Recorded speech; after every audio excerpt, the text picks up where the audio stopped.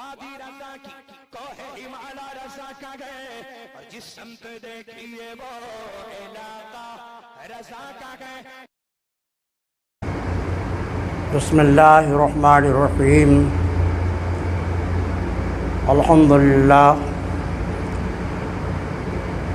الحمدللہ رب العالمین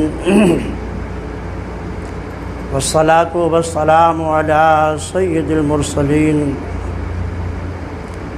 وعلی آلہ واصحابہ اجمعین.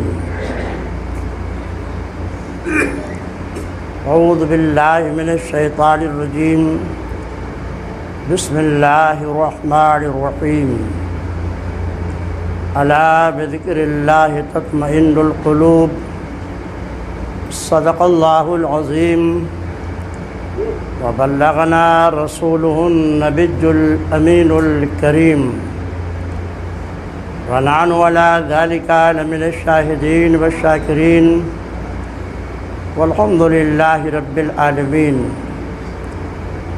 معزز سامعین، نوجوان دوستو، عزیز بچوں، آئیے پہلے موراب مل کر آقائے دو جہاں، شہنشاہ کون و مکان، رحمت عالم، روحی فدا صلی اللہ علیہ وسلم کی بارگاہ ناز میں ہدیہ درود و سلام پیش کر لیں. اللہم صلی علی سیدنا و نبینا مولانا محمد کما تحب ترضا بان تصلی علیہ. صلاۃ و سلام علیک یا رسول اللہ صلی اللہ تعالی علیہ وسلم. معزز سامعین، خطبہ مصنوعہ کے بعد جس آیت مقدسہ کے تلاوت کا شرف حاصل کیا ہے، اس کا ترجمہ یہ ہے: الا بذکر اللہ تطمئن القلوب. سنو، اللہ کے ذکر سے دلوں کو سکون ملتا ہے. معزز سامعین، امام النبیین سید المرسلین رحمت للعالمین صلی اللہ علیہ وسلم نے انسان کے تخلیق کا جو نقشہ کھینچا ہے حدیث پاک میں، وہ یہ ہے، اور قرآن کریم نے بھی اس کی وضاحت کی ہے،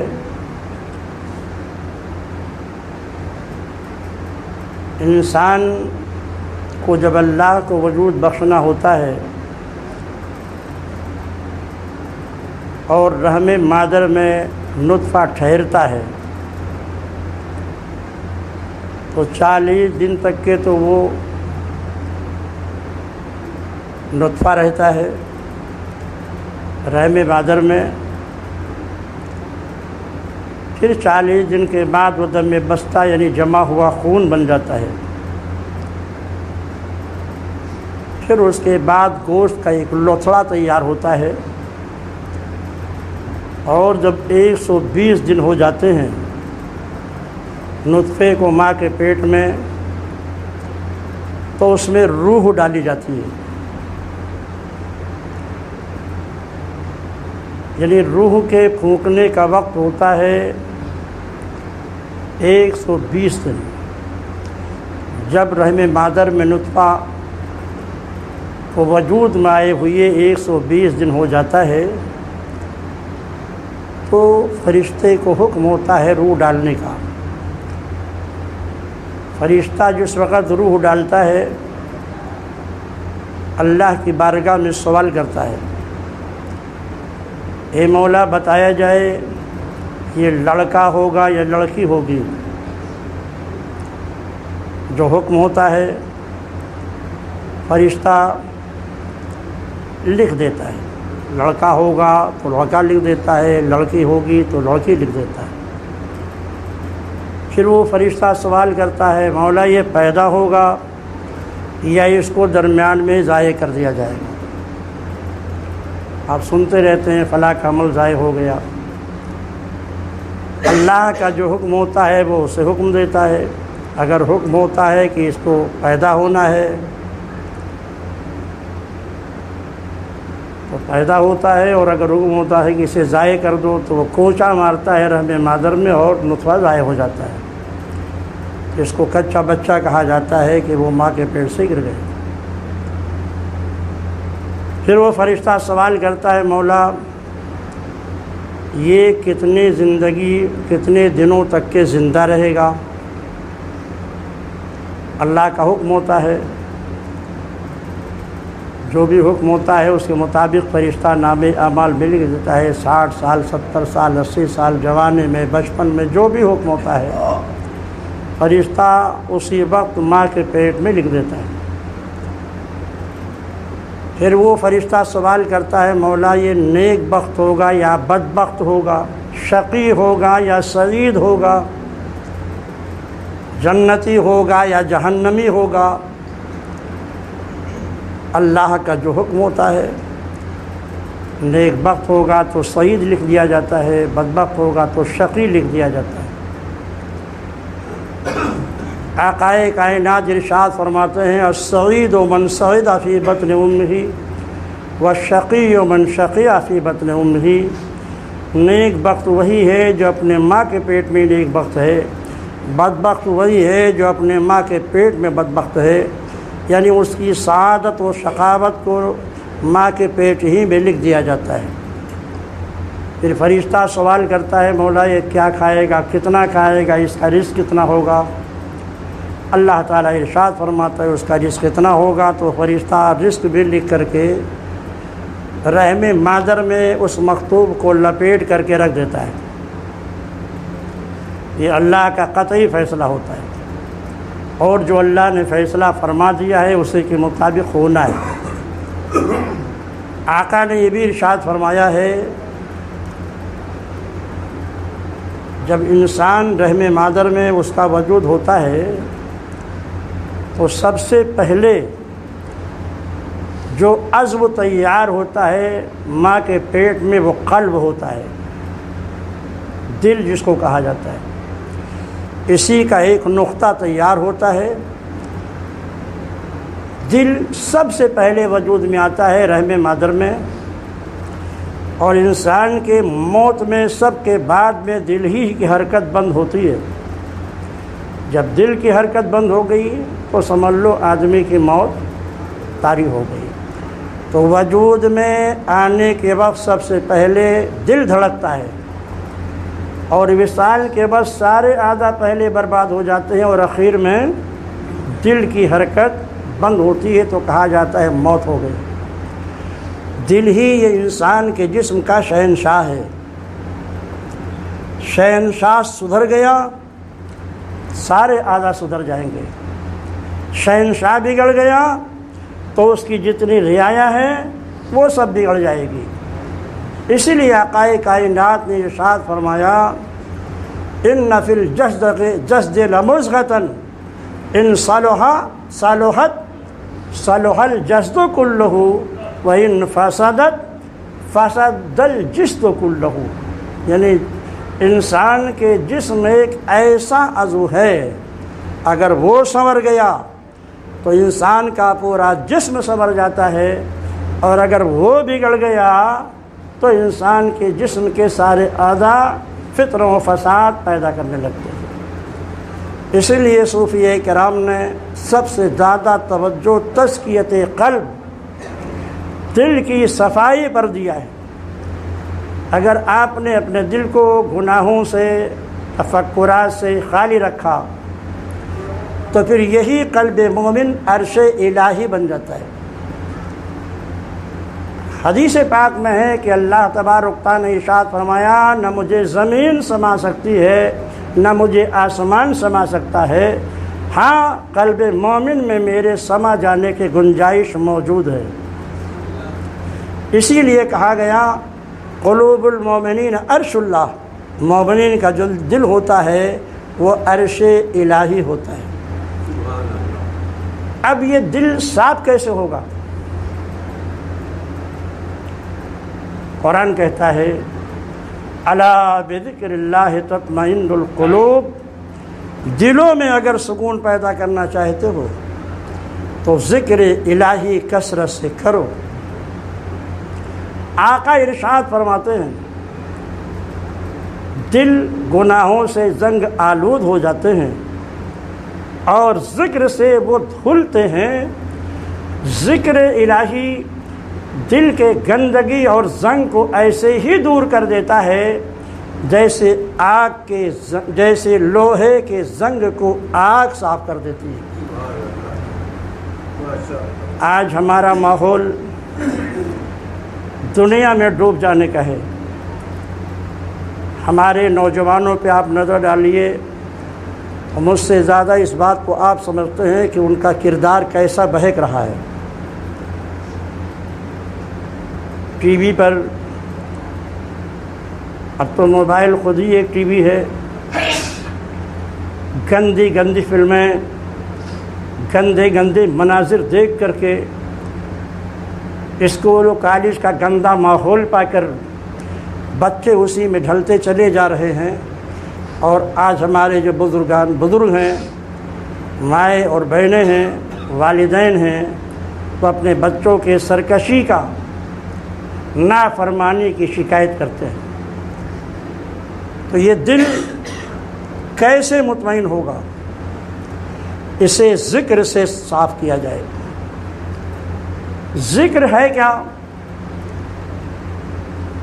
خالی علماء نے اور صوفیہ نے ارشاد فرمایا عبادات، معاملات،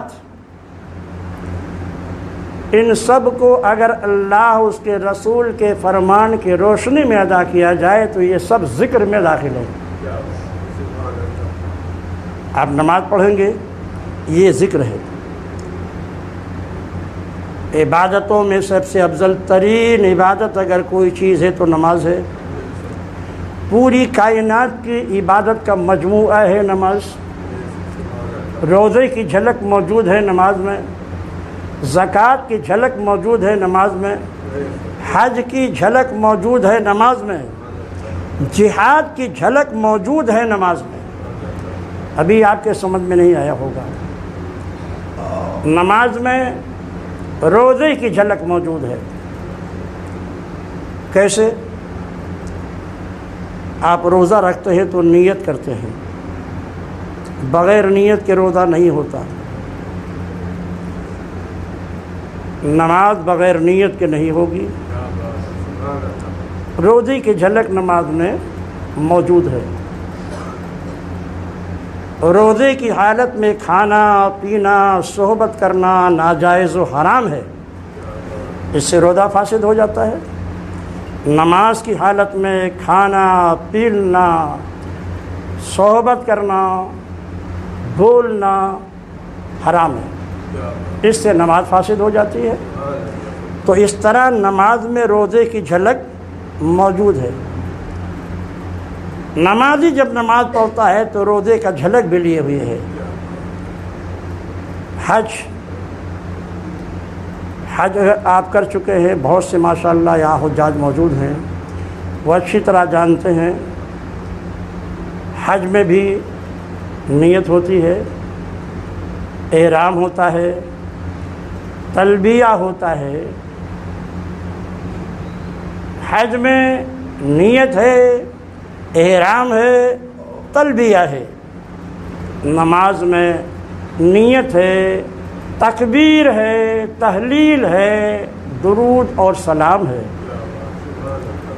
حج کی جھلک بھی آپ کے نماز میں موجود ہے۔ زکوٰۃ آپ مالک نصاب ہیں تو شریعت کے ارشاد کی روشنی میں 2.5% رقم نکال کر آپ غریبوں اور مسکینوں کو دے کر ان کی حاجت پوری کرتے ہیں، ان کی ضرورتوں کو پوری کرتے ہیں۔ زکوٰۃ میں حاجت مندوں کی ضرورت پوری ہوتی ہے، غریبوں کی، یتیموں کی، بے کسوں کی، بیواؤں کی، جو مالک نصاب نہیں ہے۔ آپ نماز پڑھتے ہیں، نماز سے فارغ ہونے کے بعد آپ دعا مانگتے اللہم اغفر لی، اللہ مجھے بخش دے، ولی والدیہ، اے اللہ میرے ماں باپ کو بخش دے، ولی جمیع المومنین والمومنات والمسلمین والمسلمات، اللہ سارے مسلمان عورتوں کو بخش دے، ساری مسلمان عورتوں کو بخش دے۔ آپ نے مسلمان مردوں کی ضرورت بھی دعا سے پوری کی، مسلمان عورتوں کی ضرورت بھی آپ نے دعا سے پوری کی، والدین کی مغفرت کی دعا مانگ کر آپ نے والدین کی ضرورت بھی پوری کی۔ نماز پڑھ رہے ہیں آپ، زکوٰۃ کی جھلک بھی نماز کے اندر موجود ہے۔ نماز میں جہاد کی جھلک کیسے موجود ہے؟ جہاد میں ایک کمانڈر ہوتا ہے، دونوں طرف سے صفیں لگتی ہیں، ایک طرف سے مجاہدین ہوتے ہیں، دوسری طرف کفار مشرکین ہوتے ہیں، ہتھیار ہوتے ہیں، اسلحے ہوتے ہیں، اور پھر مقابلہ شروع ہوتا ہے دین کو بلند کرنے کے لیے۔ جہاد میں کمانڈر ہے تو نماز میں بھی کمانڈر ہے۔ امام آپ کا کمانڈر ہوتا ہے جیسے جہاد میں مجاہدین کا ایک کمانڈر ہوتا ہے۔ ہتھیار چاہیے، دشمن چاہیے۔ جہاد میں کفار و مشرکین اسلام کے دشمن ہوتے ہیں، اور آپ نماز جب پڑھنے کے لیے کھڑے ہوتے ہیں تو شیطان پوری طرح متوجہ ہو کر آپ کو نماز کے سکون کو غارت کرنے کے لیے طرح طرح کی وسوسے آپ کے دل میں ڈالتا ہے، تاکہ آپ کے نماز کا خشوع و خضوع ختم ہو جائے، آپ کو نماز کامل کا ثواب نہ ملے۔ وہاں دشمن ہے کفار و مشرکین، یہاں دشمن سے شیاطین، جو آپ کے دلوں میں طرح طرح کے وسوسے ڈال کر آپ کے نماز کے کمال کو سلب کر کے آپ کو ثواب سے محروم کرنا چاہتے ہیں۔ آقا کائنات نے ارشاد فرمایا، جب اذان ہوتی ہے تو شیطان بھاگتا ہے۔ کتنی دور بھاگتا ہے؟ تو حدیث شریف میں ہے زورا، مدینہ طیبہ سے زورا کا مقام 30 منٹ کے فاصلے پر ہے۔ آقا فرماتے ہیں جب مسجد نبوی میں اذان ہوتی ہے تو زورا تک شیطان بھاگ کے چلا جاتا ہے، اور جب اذان ختم ہوتی ہے پھر شیطان متوجہ ہوتا ہے نمازی کی طرف، تکبیر ہوتی ہے پھر بھاگتا ہے۔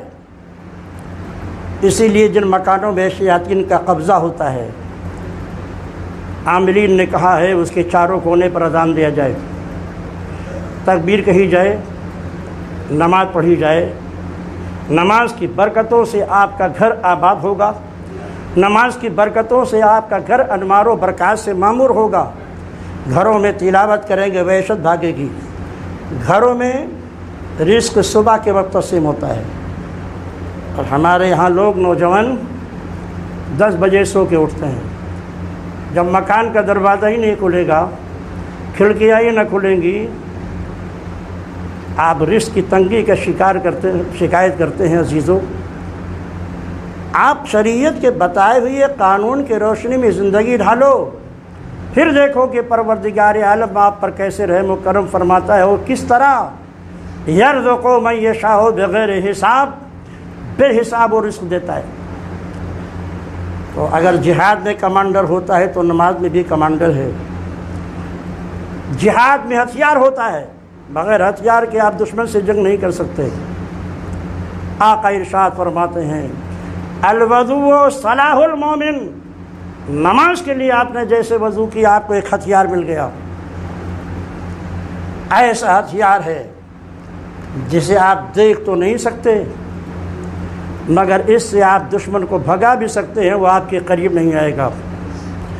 دشمن آپ پر حملہ کرے گا تو یہ وضو آپ کا ہتھیار ہے، آپ کے جان کی تحفظ کرے گا۔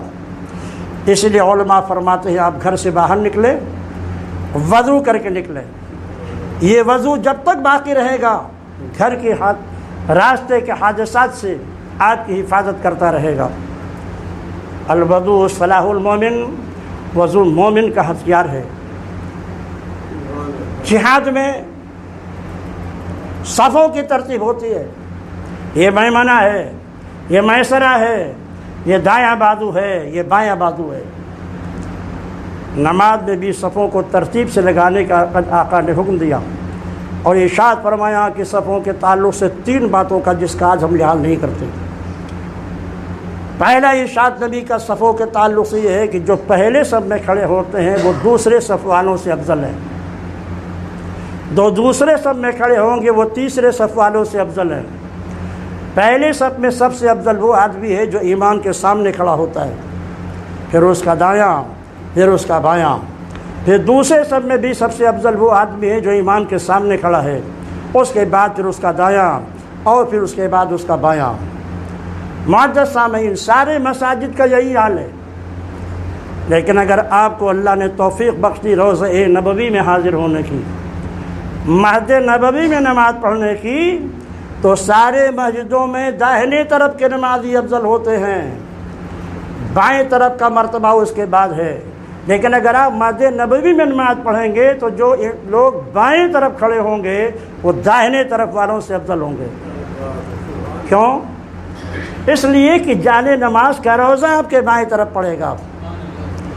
آپ جنت کی کیاری میں کھڑے ہوں تو میرے آقا کا روزہ مبارک، جنہوں نے نماز جیسی عظیم عبادت کو ہمیں عطا کیا ہے، روزے دیے ہیں، زکوٰۃ و حج دیے ہیں، قانون الہی دیا ہے، وہ آپ کے بائیں طرف ہوں گے۔ اس لیے بائیں طرف وہاں جو لوگ کھڑے ہوتے ہیں وہ افضل ہوتے ہیں۔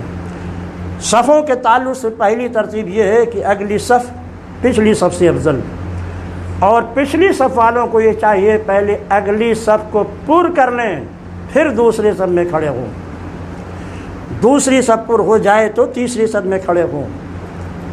اگلی صف میں اگر جگہ باقی ہے اور پچھلی صف میں آپ کھڑے ہو کر نماز پڑھتے ہیں اور اسے کوئی نہیں بھرتا، تو جو شخص پچھلی صف میں کھڑا ہوگا اور اگلی صف کے خلل کو نہیں بھرے گا، اس کی نماز میں نقصان پیدا ہوگا۔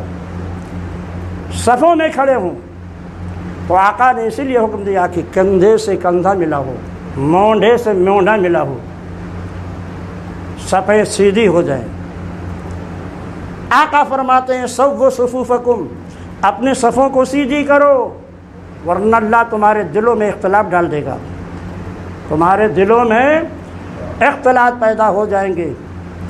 اس لیے صفوں کو سیدھی کر کے نماز پڑھو۔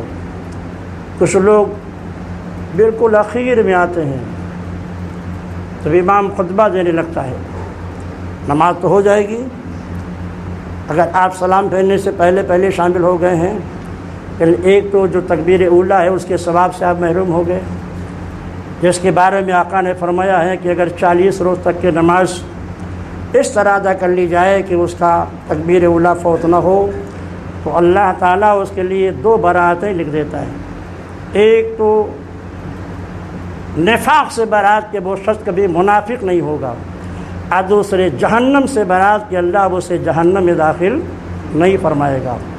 اسی لیے بزرگان دین عام طور سے 40 روز کا چلہ کیا کرتے تھے۔ سرکار غوث اعظم رضی اللہ تعالیٰ عنہ کی 11ویں بہت مشہور ہے۔ یہ 11ویں ہے کیا؟ حضرت سیدنا سرکار غوث اعظم رضی اللہ تعالیٰ عنہ نے زندگی میں بے شمار چلے کیے، اور ہر چلہ 40 روز کا ہوتا تھا۔ چاند کی پہلی تاریخ کو چلے میں بیٹھ جاتے تھے، اور پھر 40 روز جب پورا ہوگا تو اگلے مہینے کی 10 تاریخ ہوگی۔ چلے میں عبادت کرنے کے بعد جو اللہ تعالیٰ کی طرف سے رحمتوں کا، برکتوں کا خصوصی نزول ہوتا تھا، اسے کے شکرانے میں آپ 11 تاریخ کو بزرگوں کے نام سے ایصال ثواب کر کے رب العالمین کی رضا حاصل کرتے تھے۔ ورنہ آپ کی وصال 11 تاریخ نہیں ہے، 11 تاریخ کے بجائے 17 تاریخ آپ کی وصال ہے، یہی جمہور کی رائے ہے۔ لیکن 11 کو اس لیے فاتحہ دی جاتی ہے کیونکہ سرکار غوث اعظم کی آیت کریمہ تھی کہ 10 کو ان کا چلہ پورا ہوتا تو 11 کو نیاز و فاتحہ کر کے غربوں، مساکین اور خانقاہوں کے خدام کو کھلائے کرتے تھے۔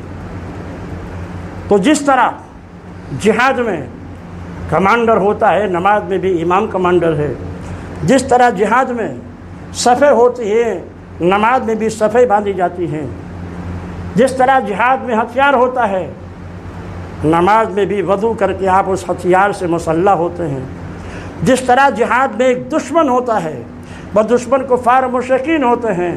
نماز میں بھی ایک دشمن ہے جس کو نفس امارہ کہا جاتا ہے، جو انسان کو ہمیشہ برائیوں کی طرف لے جاتا ہے، اس سے آپ جہاد کر رہے ہیں۔ نماز ایک ایسی عبادت ہے، اور جہاد میں کیا ہوتا ہے؟ جب آپ دشمن پر فتح پا لیتے ہیں تو دشمن کے جو مال ہوتے ہیں ان کو مال غنیمت بنایا جاتا ہے، اور جو مجاہدین ان کو شکست دیتے ہیں وہ مال ان میں تقسیم کر دیا جاتا ہے، وہاں مال بڑھتا ہے فتح پانے کے بعد۔ اور نماز میں آپ نے جب دشمن کو شکست دے کر اللہ کی عبادت کی تو امام دعا مانگتا ہے، اللہم اغفر لی ولوالدی ولمن تبالدا ولجمیع المؤمنین والمؤمنات والمسلمین والمسلمات۔ وہاں مال بڑھتا تھا، یہاں مغفرت کی شیرینی بانٹی جاتی ہے، ایمان والوں کے لیے بخشش کی دعا کی جاتی ہے، والدین کے مغفرت کی دعا کی جاتی ہے، اولاد کے مغفرت کی دعا کی جاتی ہے۔ شیرینی وہاں بھی ہے، شیرینی یہاں بھی ہے، مگر وہاں مال کی شیرینی ہے اور یہاں مغفرت کی شیرینی موجود ہے۔ اس لیے نماز افضل العبادات ہے۔ دنیا کی کوئی چیز نہیں جو اللہ کی عبادت مصروف نہ ہو۔ درد کھڑے ہو کر اللہ کی عبادت کر رہے ہیں، چوپائے رکوع میں رہ کر اللہ کی عبادت کر رہے ہیں، مینڈک قاعدے میں رہ کر اللہ کی عبادت کر رہا ہے۔ حشرات الارض، رینگنے والے جانور پیشانی کے بل خدا کی عبادت کر رہے ہیں۔ نماز میں سب جمع کر دیا گیا ہے، یہاں قیام بھی ہے، یہاں رکوع بھی ہے، یہاں پر سجود بھی ہے۔ فرشتے کچھ حالت قیام میں اللہ کی عبادت کرتے ہیں، کچھ حالت رکوع میں، کچھ حالت قعود میں، کچھ حالت سجدہ میں۔ یہ ساری باتیں فرشتوں میں کی نماز میں جمع کر دی گئی ہیں۔ اس لیے نماز ایک ذکر ہے، اور یہ نماز ایسا ذکر ہے کہ اس کے اندر بہت سارے اذکار جمع کر دیے گئے ہیں۔ پروردگار عالم ہمیں اور آپ سب کو، خصوصاً ہمارے نوجوان بچوں کو، مسجدوں میں صبح کے وقت آپ نوجوانوں کو نہیں دیکھیں گے، وہ سوچتا ہے ابھی تو بہت عمر باقی ہے، پڑھ لیں گے۔ چند ریٹائر بوڑھے مسجدوں میں آپ کو نظر آئیں گے اس بابت، الا ماشاء اللہ کوئی نوجوان ایسا ہوگا جس پر اللہ کا خصوصی فضل ہے، وہ یہ سوچتا ابھی تو بہت جینا ہے، اور اس کو یہ نہیں معلوم ہے کہ موت کب آ جائے گی۔ کیا بوڑھا ہی مرتا ہے، نوجوان نہیں مرتا، بچے نہیں مرتے؟ جب آپ کو معلوم ہی نہیں کہ میری موت کب آئے گی تو آپ کو یہ چاہیے کہ ہر وقت اپنے موت کی تیاری کرتے رہیے۔ ہمارے حاجی صاحب سامنے بیٹھے ہیں، حاجی نفیس مدرسے کے بڑے معاون مددگار، فرما رہے تھے کہ میری اہلیہ مجھ سے گفتگو کر رہی تھی، گفتگو کرتے ہی کرتے ہارٹ اٹیک ہوا، اللہ کو پیاری ہو گئی۔ تو عزیزو، اپنی ذمہ داری محسوس کرو، ہندوستان کے حالات دیکھو، حالات میں، ان حالات میں بھی اگر آپ نہیں سدھرے تو آخر ہوش کب آئے گا؟ پروردگار عالم ہمارے مدرسے کے مسلسل نماز پڑھنے والے نمازی رفعت بھائی، ابھی معلوم ہوا کہ ان کا حادثہ ہو گیا ہے اور وہ ایکسیڈنٹ میں زخمی ہو گئے ہیں۔ دعا کیجیے اللہ تعالیٰ ان کو بھی شفاء کامل عطا فرمائے، جن حضرات کے سنتیں باقی ادا فرمائے۔